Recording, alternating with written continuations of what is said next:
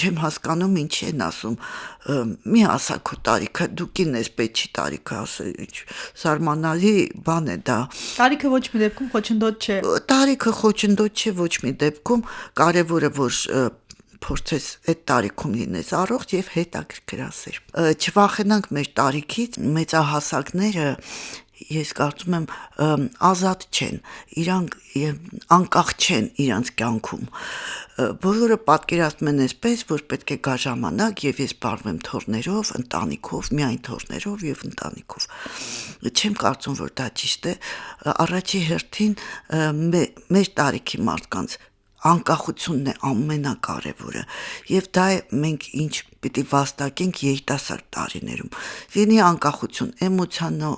էմոցիոնալ ֆիզիկական ֆինանսական եւ շատ ուրիշ տեսակների օրինակ ասենք թե առողջական անկախությունը ֆիզիկական անկախությունը ուրեմն մենք պետք է երիտասարդ տարիներից ապրենք առողջ ապրելակերպով, որ հետո մեծ հասակում երեխաներին ոնց որ ասում են բերչը դառնանք եւ կարողանանք եւ ճանապարհորդենք եւ աշխատենք նույն բանը մնացած բան է էմոցիոնալ ասենք թե մենք պետքա այդ աստիճանի կախված չենք մեր երեխաների ցանկություններից այս տարիքից ինչ որ հաճույքներ եւ երբ որ երիտասարդները չեն թույլ իհարկե իրանք մտածում են հանգած մի բան չպատահի բայց ի վերջով դա մեր կյանքն է պետք է մենք փոքրուց իրանք սովորացնենք որ մենք մեր կյանքով մենք ունենք մեր հնարավորությունները մեր կյանքի իրավունքները տնօրինելու այո մեր ժամանակը մանավանդ այս տարիքում եւ հակառակը երեխաներին միգուցե պետք է ավելի շատ անկախություն տալ փոքր տարիքից դա է մեզ պակասում եթե մենք իրանց պահում ենք լրիվ մեր հսկողության տակ իրանք է որ մեծանում են մեզ փորձում են իրանց հսկողության տակ պահել այդ ծնողներից անջատվելու գործոնն է որ Այո, արտասահմանում այդպես բան չկա, իրանք շատ ավելի իրարից ազատ են։ Չի նշանակում, որ չեն սիրում, չեն հարգում, ոչ։ Ուղղակի թողում են, որ ապրեք, ոնց որ ուզում եք։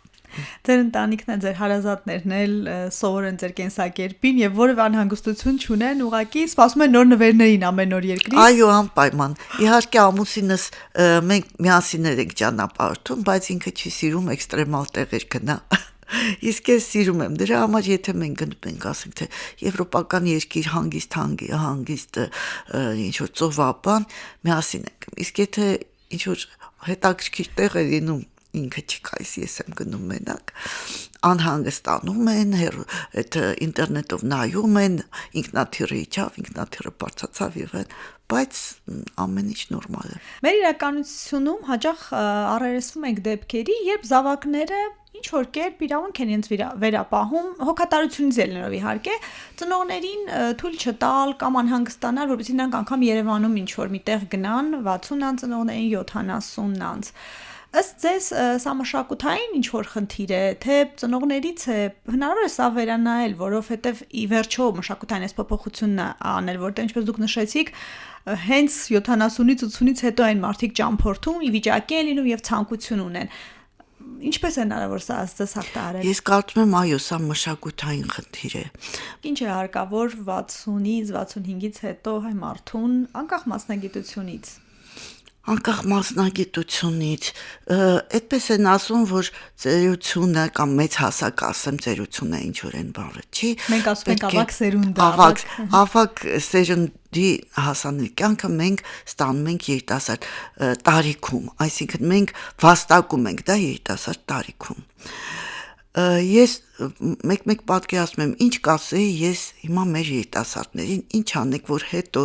մեծ հասակում դուք վայելեք ձեր կյանքը, հա, այդպես։ Առաջի հերթին իհարկե փորձեք վաստակեք այդ անկախությունը։ Այսինքն վատներ ժամանակը անպետք բաների վրա, օրինակ անպետք կապերի վրա մարդկանց հետ մենք շատ մարդկանց հետ հարաբերություններ ենք ունենում Եվ հետո ժամանակ անց դրանք բոլորը ծրվում են, գնում են եւ բարձում է որ մենք ուղղակի ժամանակ կորցրեցինք պետք չէր։ Ու շատ իժինես այդ դրա հետ։ Շփումների հետ, այո։ Իհարկե մենք պետք է անպայման գիտելիք ինչքան հնարավոր է, ու ոչ միայն ուղղակի գիտելիք, որպես այդպես լցնենք մեր մեջ, այ հասկանալով, մտածելով, վերլուծելով, ինձ թվում է առաջի թերությունը մեր մոտ մեզ երիտասարդների մոտ, ես նաև հիմա դասավանդում եմ, դրա համար եմ ասում։ Հա, այն է, որ ամեն ինչ շատ մակերեսային է, մի քիչ խորը լինենք, այդ մենք ամեն ինչ անում ենք ապագայի համար, երիտասարդ տարիքում մենք անում ենք, որ հետո եւ ֆինանսապես կախված չնենք մեր երեխաներից եւ էմոցիոնալ ամեն ձևի կախված չնենք եւ ասում են, որ մարդիկ 4-5 տարի մեկ կտրուկ փոխվում են։ Այդ գիտնականներն են այդպես գտե, որ մարդը շատ հաճախ, իհարկե հիմնական բաները միգուցե չեն փոխվում մարդու բնավորությունը, բայց շատ բաներ փոխվում են։ Եվ մենք ասենք, թե չվախենանք այդ փոփոխություններից, անդադ փոփոխվենք։ Հա դե ինչ անենք, հիմա մեր մարմինը փոխվում է։ Միգուցե դա ինչ-որ ձևի կանդրադառնա մեր մտածելակերպի վրա, մի քիչ կփոփոխվենք, չվախենանք դրանից, համակերպվենք դրա հետ։ Մեր առաջին հանդիպման ժամանակ դուք շտապում էիք մի աշխատավայրից մյուս աշխատավայրը։ Այո, այդպես էր։ Խնդրում եմ, որ ներկայացնեք ձեզ եւ ասեք քանի տարեկան եք եւ ինչ աշխատանքային գրաֆիկ ունեք այսօր ծանրաբեռնվածություն։ Այո, իհարկե, ես 65 տարեկան եմ, իմ անունը Մարիամ է։ Աշխատում եմ Քանաքերզեյթուն բժշկական կենտրոն, բժշկական համալսարանի նյարդաբանական ամբիոնում, նյարդաբանության ամբիոնում։ Նյարդաբան եմ, էլեկտրոֆիզիոլոգ եմ եւ հիվանդներ եմ նայում եւ էլեկտրոֆիզիոլոգիական, այսինքն հատուկ ուղեղի քննություններ, էնցեֆալոգրաֆիա, էլեկտրոմիոգրաֆիա, այդ բոլորն եմ անում։ Եվ այդպես ստացվեց, որ ժամանակները փոխվեցին եւ ես աշխատում էի մի տեղ, հիմա աշխատում եմ երկու, մեկ նույնիսկ երրորդ տեղից են կանչում։ Այդպես որ մենք հանդիպեցինք մի տեղից մյուս տեղ գնալու ճանապարհին։ Շտապելուց, այո։ Բժիշկ արդեն թոշակի տարիքին մոտենալուն պես ուժերը քչություն են անում, էներգիան պակասում է, թե նույն թափով, նույն ոգևորությամբ կարող եք աշխատել։ Ֆիզիկական հոգները իհարկե միգուցե ոչ, բայց այդպես մենտալ հոգնություն, այսինքն արդեն այն չի այդպես չես ձգտում ամեն ինչ իմանաս ոնց որ առաջ։ Ես առաջ հիշում եմ այդպես րոպեներ, որ ես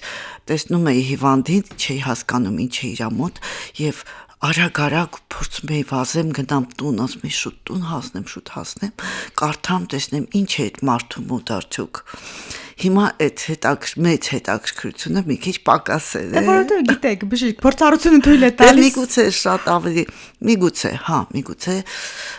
բայց ամեն դեպքում արդեն ոգևորությունը այն չի, ոնց որ առաջ։ Այդ կասեի մենակ։